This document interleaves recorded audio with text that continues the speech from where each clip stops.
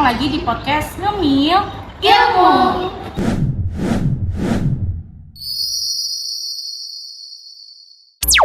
Hari ini kita akan membahas salah satu bahan pangan hewani yang paling sering kita temui, murah, serbaguna, dan sangat bernutrisi, yaitu telur.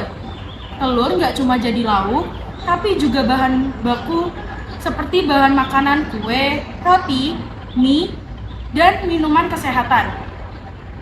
Saya ditemani dengan 3 narasumber yang sangat keren. Ada Meilani, Halo. Beta, Hai. dan Safety.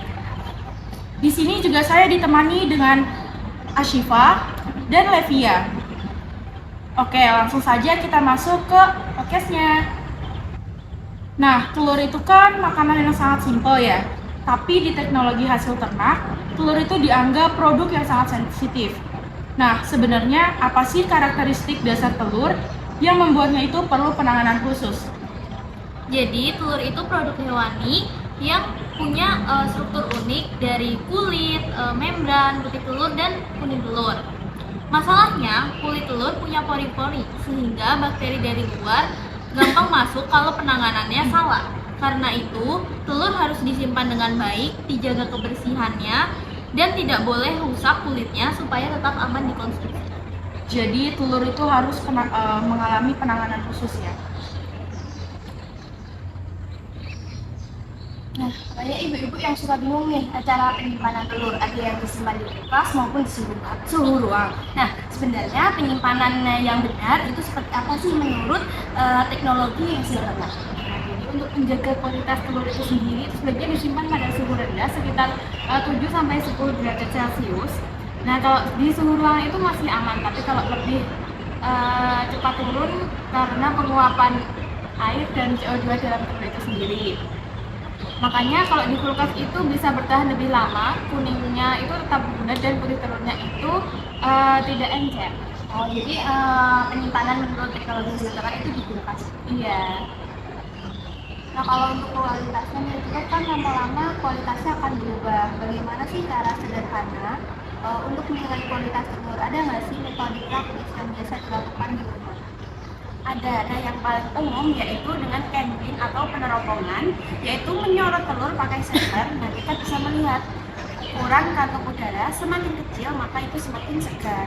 Nah, kalau di rumah kita juga bisa pakai uji apung, yaitu telur segar itu akan tenggelam, telur lama akan mengapung karena kantong udaranya membesar. Jadi seperti itu. Selain dikonsumsi secara langsung, telur kan juga bisa diolah ya. Teknologi apa saja sih yang biasanya diterapkan untuk mengolah telur supaya lebih awet dan tetap bernutrisi?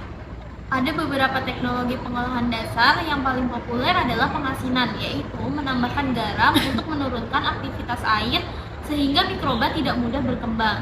Selain itu, ada juga pengiringan, pasteurisasi telur cair, hingga pembuatan telur asap atau telur marinasi. Oh, jadi seperti itu ya.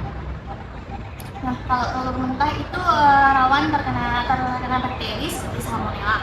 Nah, bagaimana teknologi pengolahan bisa membantu mengurangi resiko? Jadi teknologi pengolahan yang bisa membantu mengurangi resikonya yaitu dengan cara pasteurisasi telur cair. Telur itu dipanaskan pada suhu yang tinggi sekitar 60-60 derajat Celcius agar bakteri patogennya itu mati tanpa membuat telur itu matang. Proses ini biasanya itu digunakan pada industri makanan, bakery, atau minuman yang memakai telur mentah seperti mayones. Jadi untuk menangani itu menggunakan pasteurisasi. Iya. Supaya lebih relate sama kehidupan sehari-hari, untuk akan berbasis telur apa saja sih yang sebenarnya hasil dari teknologi tersebut? Ada banyak banget, yaitu ada telur asin, telur rebus siap makan dalam kemasan, mayones pasteurisasi, puding instan berbahan telur, bahkan egg powder atau telur bubuk yang digunakan untuk roti dan mie instan. Nah, produk-produk itu dibuat dengan teknologi supaya lebih awet, praktis, dan juga aman. Ternyata banyak banget ya olahan dari telur itu. Nah, gimana nih? Seru banget kan pembahasan telur tentang hari ini? Ternyata dari cara menyimpan sampai dengan cara mengolahnya, semua butuh teknologi supaya aman, sehat, bergizi, dan berkualitas. Mulai dari telur segar, telur asin, sampai telur yang jadi bahan dalam roti, semua itu ada ilmunya. Terima kasih kepada 3 narasumber kita pada hari ini, ada Milani, Beta, dan Septi, serta Sipa dan Lepi yang sudah memberikan pertanyaan yang sangat keren banget nih. Semoga podcast ini membuat kalian lebih sadar bahwa teknologi hasil ternak itu nggak jauh dari hasil ternak di kehidupan sehari-hari kita. Sampai jumpa di episode berikutnya. Tetap sehat dan jangan bosan makan telur. Asal pengolahannya benar ya. Bye-bye.